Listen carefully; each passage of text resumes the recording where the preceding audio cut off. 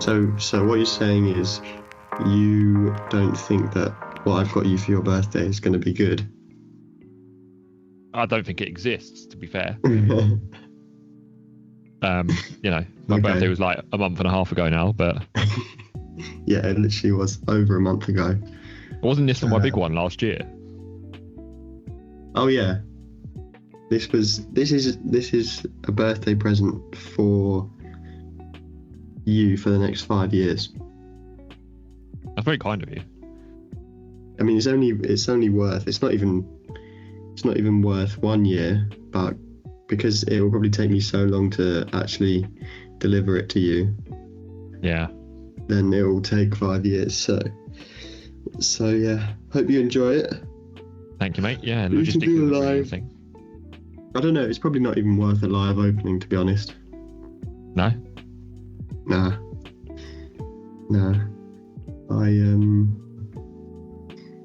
I think, yeah, low expectations is good. Just with the podcast. That's what I was about to say. And welcome to Let's Talk Procurement, the only show you need to master the art of procurement. Let's go. So, welcome everyone today. Hope you enjoyed the intro, because that's how we're doing things now. We're not starting as formal as we were. We're sort of fading in the chatter whenever we remember to press record, or whenever we're able to press record and not get cancelled, because we have been saying some earlier things, some cancelable bits, yeah. things. Yeah, so I just like the fading in of the chatter, the sort of, the kind of, when you meet us in a pub, we don't straight away say the intro. No, that's what we've always tried to be, isn't it? Yeah, but we might say something cancelable in the first 30 seconds of saying hello in a pub. Yeah, and I think that's how you know it's going to be a good pub sesh, when there's a few cancelable words exchanged. Do you want to shout out any pubs? Any cracking names of pubs that you've got, or any particular favourites?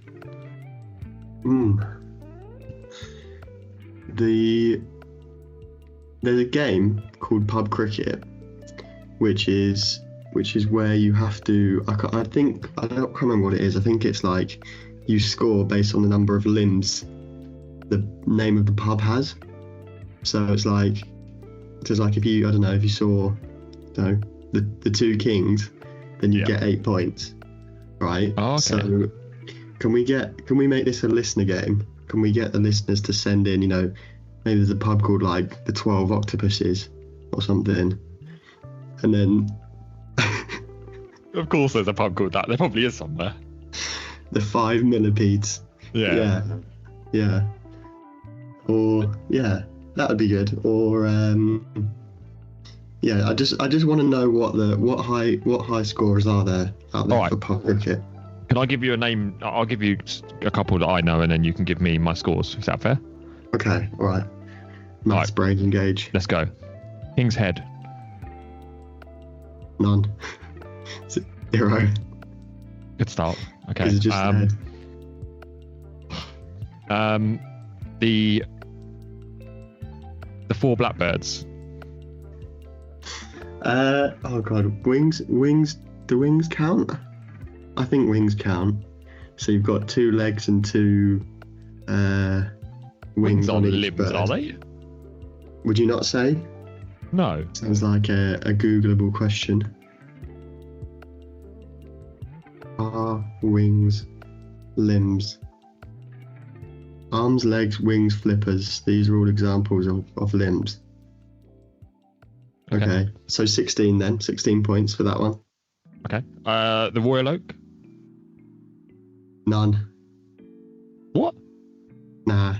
Tree branches don't count as limbs. Oh, fucking hell. The Bell? Does that little dangly bit count as a limb? You got asked that question before, didn't you? Yeah. No, 0 again for that one. You're joking. Rose and Crown. Again, 0. King George's leg. Sorry, might have to repeat that. King George's leg. Is that real pub? Yeah. 1. Alright, So you I'll got give 17 you... so far. Yeah, I don't know. The Plough? Nah, 0. Right, go for one more. Make Right. it big. Fox and Hounds. Ooh, a little plural in there. Throws you off, doesn't it? Doesn't tell you how many hounds. How many hounds? How many hounds are there? I think you can only reasonably assume that there are 2 hounds. Yeah, that's fair. So what's that? 12. Okay. 4 for the One more. fox, and then Sorry. oh, go on, one more. Bonus round. The 3 horseshoes. If it's just the horseshoes, not the horses, though, I think you've got to have 0 for that one as well. What if the logo's got a picture of a horse that's only got 3 legs? I think it's only the name. I think only the name is the qualifier. Okay, well, if anyone thinks they can beat my scores, let us know. That's quite an interesting... Was it only a British thing, though? You know, you're not going to I think so. I don't know what pub culture in other places is like. The most I normally see is like an Irish bar just propped up in the middle of like Spain somewhere or something. Yeah, and it's just called Irish pub or something. Yeah. How many legs does that have? Well, double after a few Guinnesses. Very stereotypical of you. Yeah, that's what we are, stereotypical. We love the stereotypes. So what's on your bulletin today then? I don't know how we got onto that, but we'll... I'm going to say that was the bulletin. Okay. That was my my update. So listeners, send in your pubs with high cricket scores. And the winner... Oh, go on. No, go on. What are you going to promise to give and fail to deliver? The winner wins 20-gram pouch of tobacco. Oh, we can deliver that. Yep. And belief. It's LTP tobacco. I mean, yeah, LTP leaf. LTP. That's our side hustle. You know, they say businesses should have different. Try and expand in different markets. Yeah. We're going into the tobacco market, aren't we? So this is a way to promote our new product. To be honest, I'm a bit. You're kind of similar as well. I haven't had a shave in a while, and my beard kind of looks a bit like tobacco's just been sellotaped on. Do you know what I mean? Someone's put super glue on your face and then thrown a load of tobacco at you. Yeah, that's kind of the vibe. It's not great. I think from my perspective, look, let's just remind you listeners why you are listening to us in your ear, because obviously we've waffled about pubs and getting cancelled before we've even probably mentioned the word procurement other than in the intro. And this podcast right here is the only one you need. Maybe procurement says no if you feel like listening to 2 procurement podcasts, but the only one you need to get to where you want to be in your procurement career. SIPS advice, career advice, general banter, insights to things that other people just don't give you. Like, they might read off a textbook. Nah, fuck that. Life's not all about textbooks. You can't just live by the book. You've got to think outside the box. You've got to use everything that God gave you to negotiate. So that's what we're all about, We're the good and the bad of procurement. Yeah, and on the same lines, what should a procurement person, or what does a procurement person do day to day? That's a great question. I think we should spend the next 20 minutes answering it. That is a great question, yeah. Well done.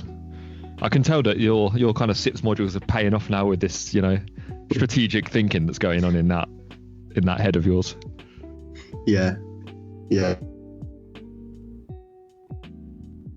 Well, I'm 2 modules passed out of my 6 of my SIPs so far. I think the next recording that we might do is the results. Somehow It's become a tradition to reveal the results live. I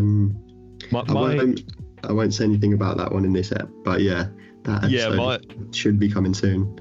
My favourite bit about that is always the examiner feedback. Like, they're absolute savages, aren't they? They're like, they're just so like blunt. Like, of course, probably because I have to write so many of them, but they're like, they'll just be so cutthroat. And I think if you want to hear us go through some of Luke's feedback, especially from the first one we unveiled live, I think that would probably have you in stitches. So give us some love and let us know, and drop us a message, and we might unveil some of the insights to his feedback.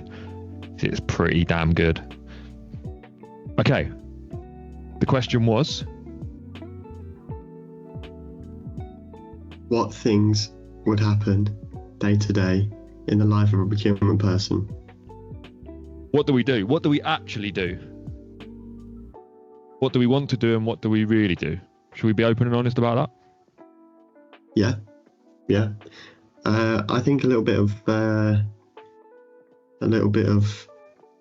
what's the word? Misconceptions. There's a few misconceptions out there about what we actually do. You know, you coined and copyrighted the phrase proc block. Yes. So I think most people, maybe we should start by talking about the general misconceptions of what people think we do. Okay. So legally, by the way, if anyone except me or you says the words or the phrase prop block, then they have to pay you 5 pence, don't they? That's true. Royalties. Because of the copyright agreement. Yeah. So I think most people think we just sit around delaying things, right? Yep. I don't know if their perception is that we delay on purpose, or we just have extra processes to go through that end up delaying things. But I think what would be helpful to say is that when a delay does occur due to something that we're doing, it's not like, we want to get you and we want to slow this project down and make you miss deadlines. It's because we've got some sort of due diligence or process that we need to follow that aims to protect the company, either in a financial sense or reputational sense mainly. Yep. Well, and that's why it's not out of just generic spite. It could be, if you've got an arsehole stakeholder who does it repeatedly. Spite does build up a little bit, to be fair. What I would say is a lot of stakeholders, people who are wanting to engage a third party, are working to, project deadlines, tight deadlines, things like that, moving at 1,000 miles an hour, and they're not always considerate of a procurement person's role and what we're actually doing. They kind of think, well, I'll give you a supplier and then you just sign a piece of paper that says we can buy from them, and then that's it, job done. Yeah. And that's obviously far from the truth, and it's about educating the business to understand what it is we're doing and why we're doing it. And hopefully, if we cause a delay the first time, then at least next time they know to engage us at an earlier time in the process, which is an age-old procurement problem.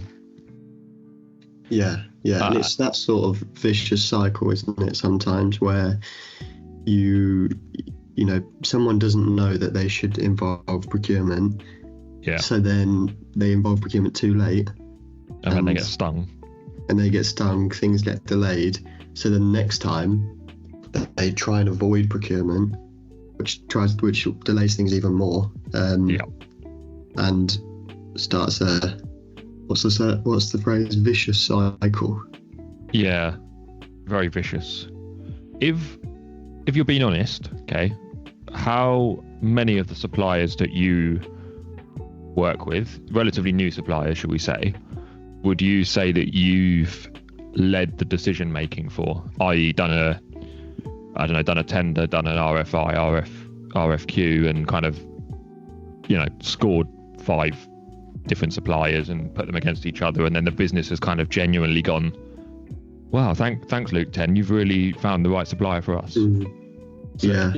Out of your last 10, how many would you say you've done that for? Out of the last 10?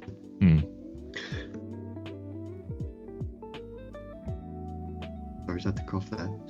Out of the last 10, I would say 1 or 2. Yeah, I think that's a fair. I think that would be different if I worked in public sector, because the processes that you go through are kind of, designed to be better at supplier selection and open the sort of horizons to, especially if it's an open competition. In theory, it could be any supplier in the country, in the world, that could apply for this in this project.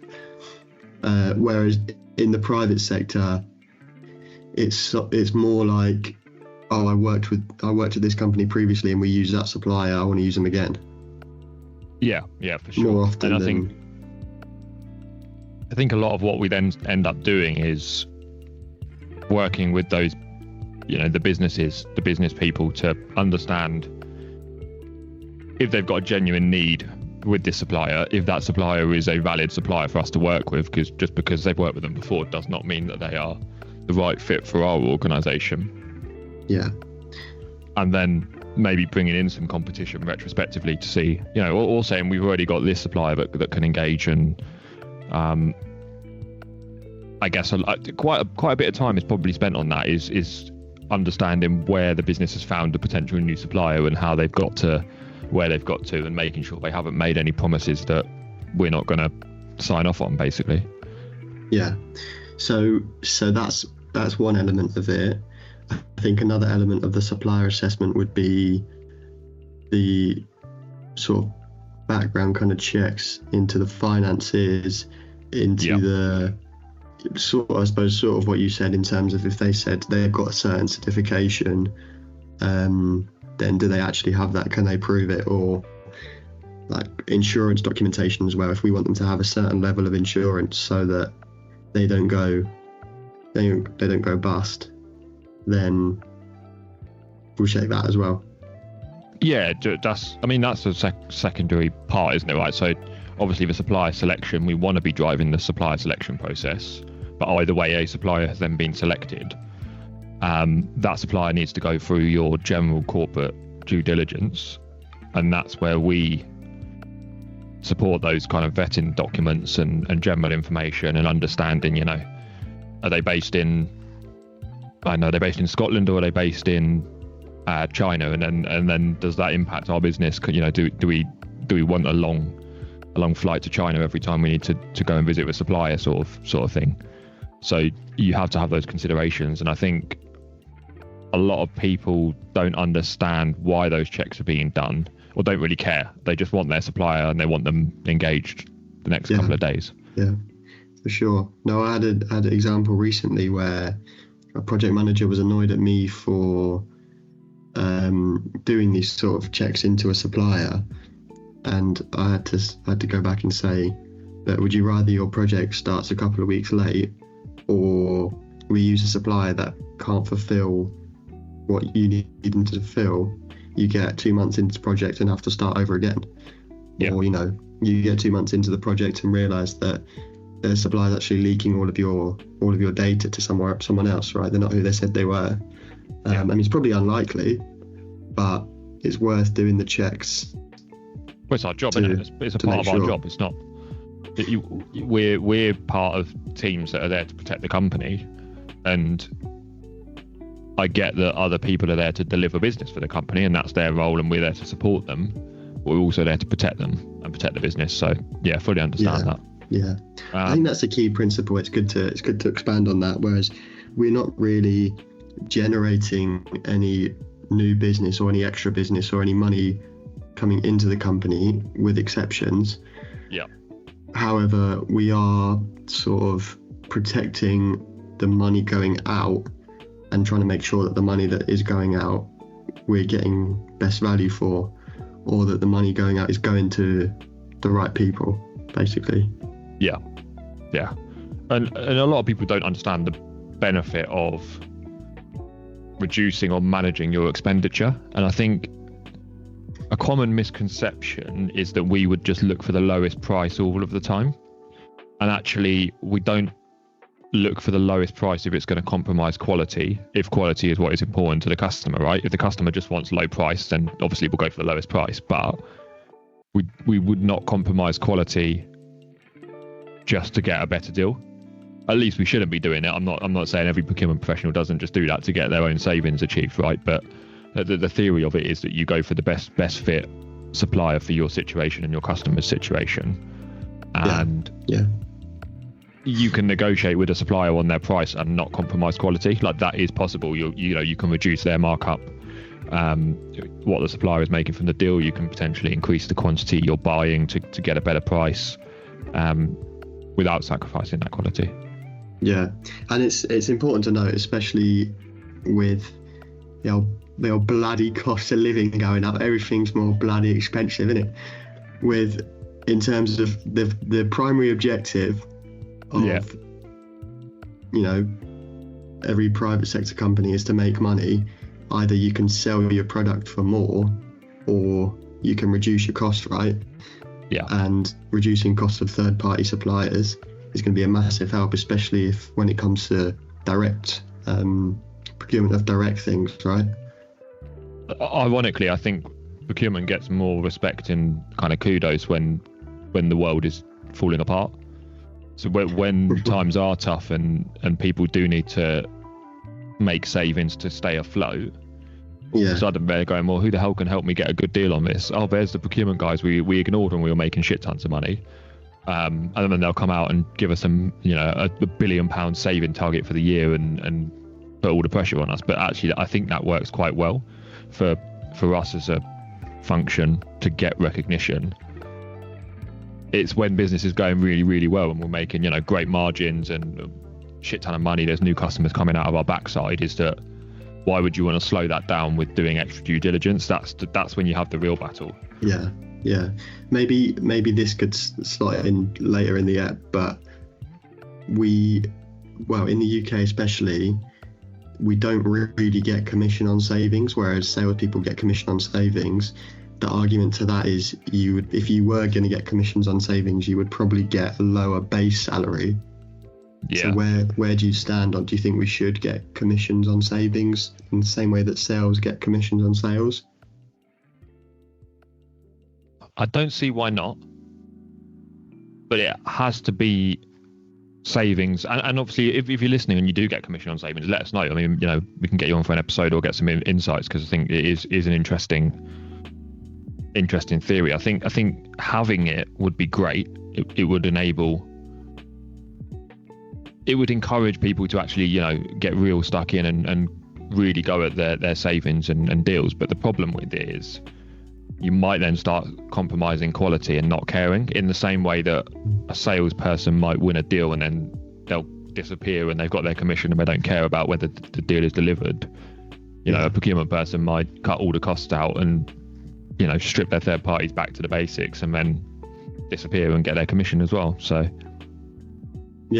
so it's sort of maybe it kind of plays into another principle that I suppose maybe this is unfair, but I've never worked in sales, so I suppose we're sort of meant to be fairly not really impartial, but we're sort of meant to be what's the phrase I'm looking for? Like, we ethical. Is that the phrase I'm looking for? I think so, yeah. As in, we're always trying to think about the process and the right way to do things according to the company policy, whereas sales is sort of more just, let's get this deal over the line. Whereas I guess you could say, or at least a perception would be that, procurement are just trying to push this deal over the line because they get commission on savings. Yeah. So there's that added pressure, that added sort of influence on you, whereas the influences that you should have should just be to the betterment of the company's position. If I was going to making up a number here, if I was going to get £10,000 commission for onboarding this supplier because we're spending X amount of money, would I be tempted to score them better than I would if I wasn't making commission? Would I be tempted to get their onboarding done quicker and maybe skip part of the onboarding process or whatever?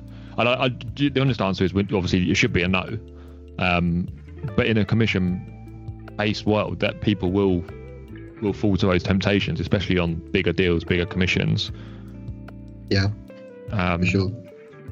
So I think, look, going back to the original question, like, what do we do on the daily? So I think supplier selection's it's not necessarily a daily activity, but you probably have a couple of suppliers or a couple of needs within your area that you're then working on ongoing. So, you might have identified a supplier, but you've then got a few weeks or a few months of engaging them, looking at the onboarding, discussing the contracts, discussing what we're buying. So it's never really huge volumes. It's more consistent work with a select few suppliers that you are onboarding.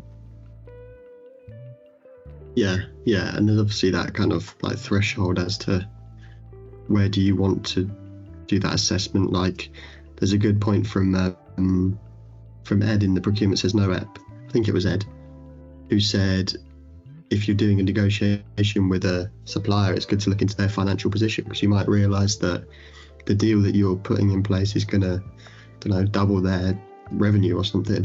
Yeah. But then if it's a smaller contract that, you've not got a lot of kind of power in the negotiation, you might not, or maybe it's just a sort of transactional thing. It's important to think about where each kind of purchase fits into your matrix, which is a nice link, smooth link again today. I've got this podcasting stuff on the lock, right? It's only taken like what is it, 40 episodes? I think 45 or something. To almost forgot what I was going to say there. To negotiation, contract negotiation, and maybe again a difference between public and private sector. I'd say contract negotiation is a pretty high majority of my job. Okay. I don't know if you feel the same, but I seem to be always, either negotiating a contract with a supplier, that uses my company's standard terms, or reviewing supplier terms or something like that. And I always find that a bit of a weird one, because I'm not a legal person. I don't have a background in legal or a legal kind of education. So the extent to what I can review in a contract is normally kind of commercials and things that would relate practically to the service. And then when it comes to legal things like indemnities, warranties, conditions of contract, I feel like I need a bit more help from the legal team on those ones. Does that match your experience, or have you got more competency around that? I think it's a reflection of where you're at in your career, to be fair. I think through repetition and probably ongoing exposure to legal resource and different businesses, different contracts, you probably get more comfortable with things like warranties, liabilities, and what is realistic for the kind of contract you're engaging with. But equally, I do agree that more often than not, you're expected to go into these discussions and negotiations, especially early on, and probably don't have any kind of knowledge or training or anything in some instances, which can make it tough. But similarly, I'd say it depends on your organisation, because some organisations are so big that they will just give you a terms and you're accepting them. If you're selling software as a service, you might just send a hyperlink and that's it. Like, they accept their terms when they use it. If it's professional services, then you've got a different angle for the kind of work you're providing. So it does differ, but obviously I know where you and I both kind of sit in the spectrum of different companies and things like that. And obviously we're quite contractually driven in our roles, but I'm not sure everybody is. When I worked in public sector, it wasn't like that at all. You just sort of you used the framework terms and conditions, and a condition of a supplier applying for the contract or responding to the tender was that they agreed to be bound by the contractual terms of the framework, right? Which is normally a CCS framework. For those of you outside the UK, that's kind of authority that sets up framework agreements. and I think they probably try to be fair to both sides of the supplier and the no, I don't know about that. That's a bit of bias from you there. I think, having worked in the sort of public sector, I think what's happened is, because it's the government, everybody just goes, well, it's the government's terms and conditions, like we've got to respect them. Yeah. The bigger the deal, the more you can negotiate a little bit, but you have to have practical and real reasons for negotiating. Whereas kind of private sector to private sector is a bit more of a Wild West. You can kind of negotiate on anything you want and just try your shot. Yeah. So would I say it's fair? They're not ridiculous, but the terms the general terms are published online, so you can always see a copy of them and kind of. But some of the conditions are quite onerous on the companies. Fair enough. No, that's good that you've got the perception of. I mean, now I'm in the private sector. Part of teams occasionally responding to bids. I can see that it's not my perception of it was just they want to kind of accept our terms and that's it, whereas a lot of it goes into a lot of kind of what I'm trying to say is the terms that are in the main contract will often get passed down to the subcontractors, right, which might affect the price of the suppliers, which would then affect the price that you're then putting forward to the government client. So even something basic like the government might say every 6 months you have to provide us, or every year you have to provide us with a copy of your emissions report, your carbon emissions, and then you have to show evidence for how you've worked it out, and then you have to provide your sustainability plan and shows what you're doing to reduce those emissions for this particular agreement. Well, that's fine, right? That's a good policy. It makes sense. And then we pass it down to our subcontractors. Fine, no worries. But the subcontractors have to then put in resource to make sure we're doing that. They have to make sure that they hit it and send it to us, in 11 months' time, and then we've then got a resource that's on standby to them, and it's added cost, and every single obligation that you're then putting on the supply chain is a cost, whether it's a direct or indirect cost. It's still going to ultimately affect the customer who's buying. I mean, negotiation is definitely a big part of the role. I think day to day, probably a fair bit of that going on. One thing I would say is stakeholder engagement, management, education probably takes up quite a large part of my day, and I don't know if that's the same for you. Yeah, for sure. I think it's I was going to say equal split, but I don't think it is. Maybe it's more like 70-30 split of internal stakeholder relationship, engagement, management, whatever the latest term is, and doing the same thing with the suppliers, because they wouldn't have worked with, especially new suppliers, they wouldn't have worked with us and they wouldn't know our processes. They're interested in how quickly they can get paid, right? Yeah. I've got to sort of explain, well, we have to do this and then this and then this, and then you can get your money. What I find is interesting is I'd probably say 80% of it for me is internal, 20% is probably external, in the sense that when I'm having meetings with suppliers, it's often their salespeople who want to win the business, they want to progress, they want to get onboarded, they want to prove themselves, so they're keen to get everything answered.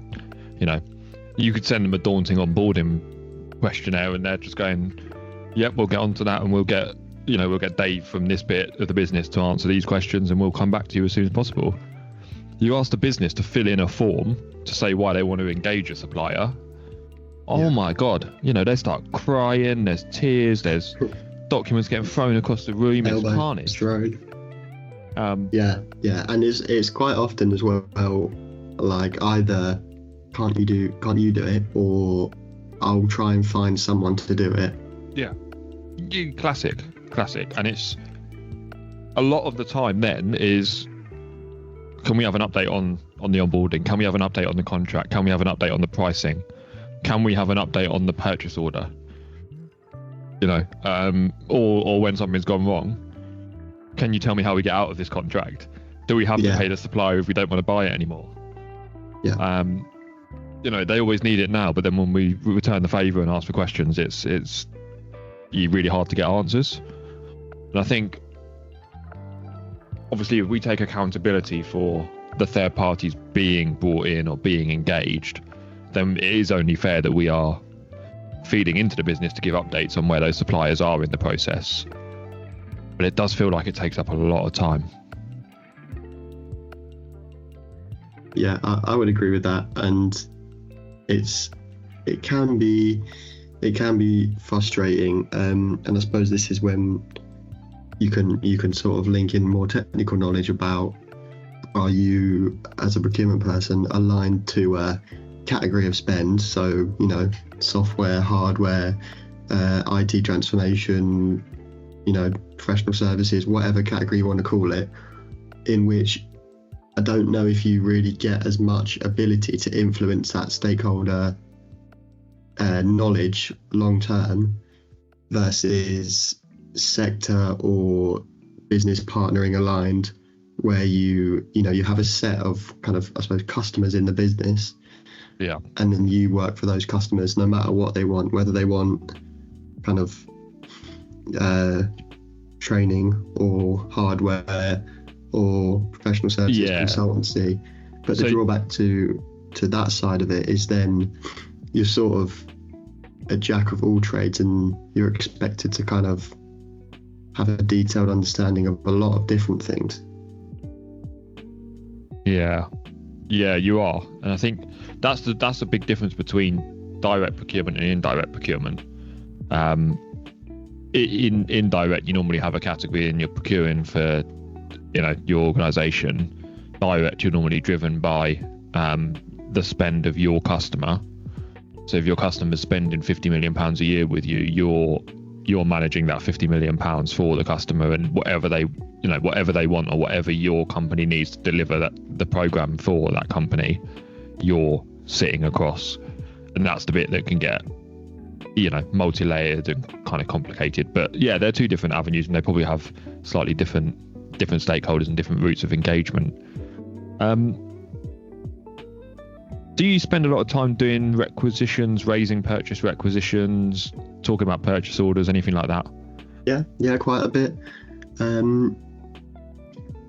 Just in terms of using those sort of payment systems. I can't remember what the general term for them is. No, I can't remember what the general term is. But yeah, those sort of systems like SAP, where it's sort of everything's in a kind of system, and you've got to give the procurement approval for this thing, right? Yeah. And also, I'd say that's where conversations with suppliers happen as well. They want to know what's happened to their PO. When are they going to receive it? When are they going to be able to invoice and kind of get paid, basically? Yeah, well, that's what they care about, isn't it? It's all about the money. 100%. And okay, so I feel like we've covered quite a bit there, but I'm kind of interested in what your day would look like. Okay, so we've kind of gone through the theory of it, but it's just turned 9 a.m. Luke Tenner's rocked up to the office, aka sat up in his bed, he's got his laptop on, and he's just logged in. 8:59 alarm, turned over. 10:30 shower.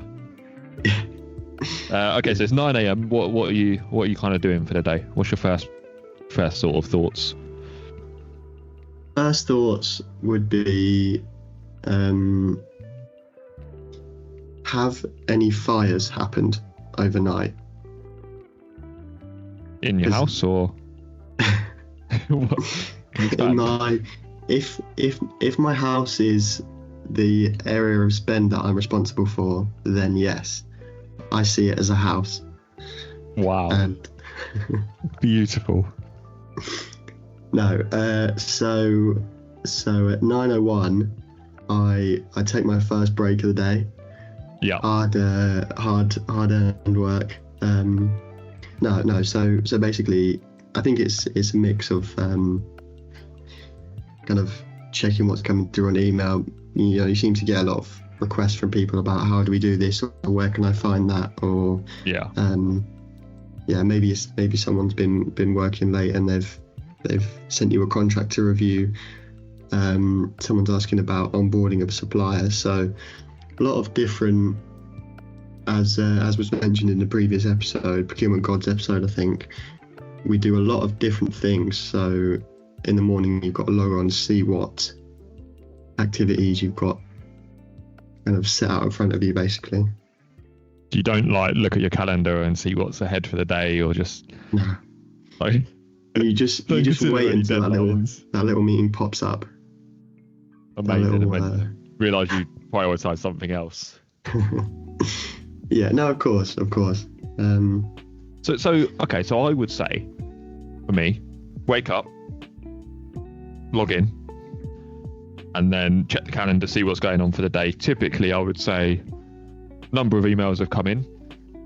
I try not to actually go straight into emails. I try and save emails till the back end of the day, because otherwise I'll get caught into stuff that's not that productive. I will look at my calendar and I'll see what's on the horizon, or what I've been working on. If I've been working on a big contract, I might have some time blocked out to review the contract, or catch up with a stakeholder on the contract. So I do time block. So I do block out time for myself to do those kind of those things where you don't need to be showing online all the time, if that makes sense. You need to maybe read a contract or review it. And you stick to that, do you? Yes. Which is relatively new, actually. I used to, if someone put a meeting in, I'd probably then try and rearrange my own book time to review something. But now I've just said, no, I'm busy. And actually, I've been doing that for about 4 months, just before the turn of the year. And I've noticed a difference in just my ability to get things done, because I'm focusing on... it's easy to forget that actually the reviewing of the contract or the negotiation of the price and your research into the negotiation is more important than just talking to the stakeholder about what you're going to be doing. Or helping someone raise a purchase rec, or some of the mundane shit that you might get put in your diary. So I normally try and get a priority that I want to achieve for the day. I'll figure out what that is. Is it a contract? Is it getting a particular email back to somebody? Is it chasing some suppliers for contracts, whatever? And I'll try and tackle that early on in the morning. Then the inevitable calls happen, so Teams meetings and all of that good stuff, with catching up on where our sector is, what savings have we been delivered. Maybe it might be a savings review, it might be a team review, it might be looking at a particular supplier and giving a status update to the stakeholders. Could be anything like that.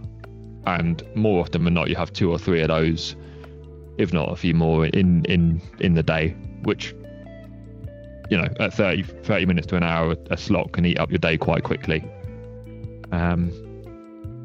Go on to our platform of choice for requisitions and things like that, and if there's any assigned, I'll do my reviews and query them, approve them, do what needs to be done.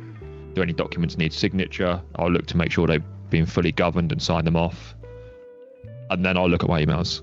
And if I've spend a bit of time at the end of the day going through emails, getting responses out, and then shut the laptop, start again tomorrow. Nice. At what point do you go and play golf with the suppliers?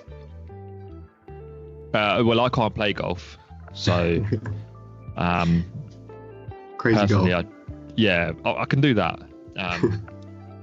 Oddly enough, I would say I don't meet suppliers too often. The way everything's gone in terms of digitalisation, I mean, we talk to a supplier and they're going, well, our sales guy's in Glasgow and then our legal person's in Manchester. They'll ask us where we are and we're in London, and it's like, we might as well just do it on Teams then. It's only normally if there's a serious issue or we happen to be in fairly close proximity that we have those physical meetings. Or some sort of quarterly, half-year, annual review type meeting.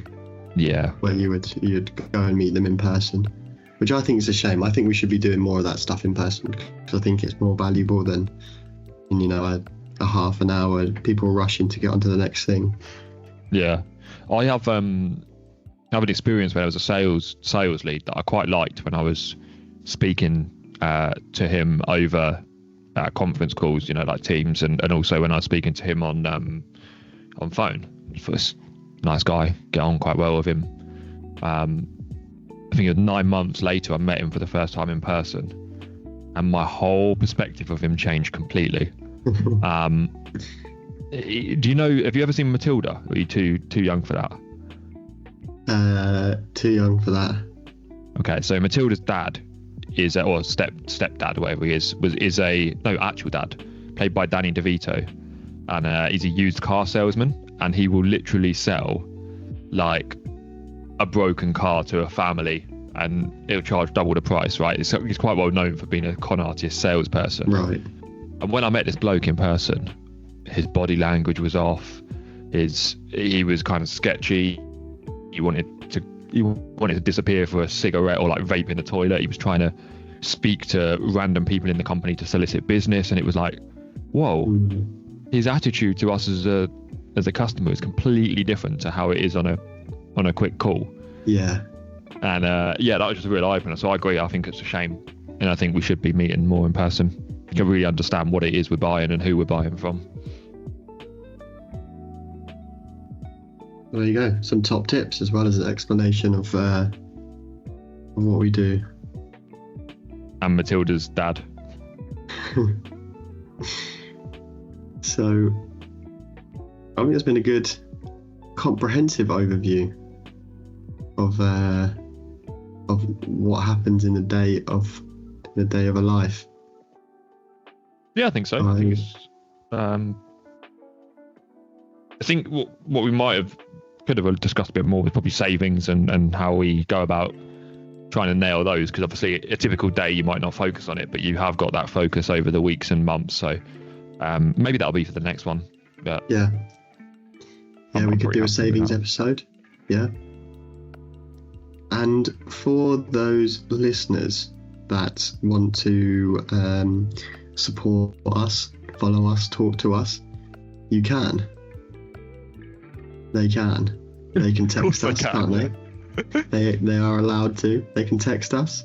They can follow our social singular of Instagram. I've given up on the Twitter, but the Instagram is let's_talk_procurement at insta.com. I don't know if it's at insta.com. It just sounded right. We have a email address, don't we? So would you like to explain what the email address is? 2 Lukes, 1 sip at gmail.com. That's 2 Lukes, 1 sip at gmail.com. And sip is CIP because we're all about sips. Okay. On a thought, what do you, Twitter and your girlfriend have in common? They both, something about an X. They're both now exes. Hey. Yeah. Oh mate, I feel bad for that actually. Your face. My heart hurts. Your face just dropped. Elon is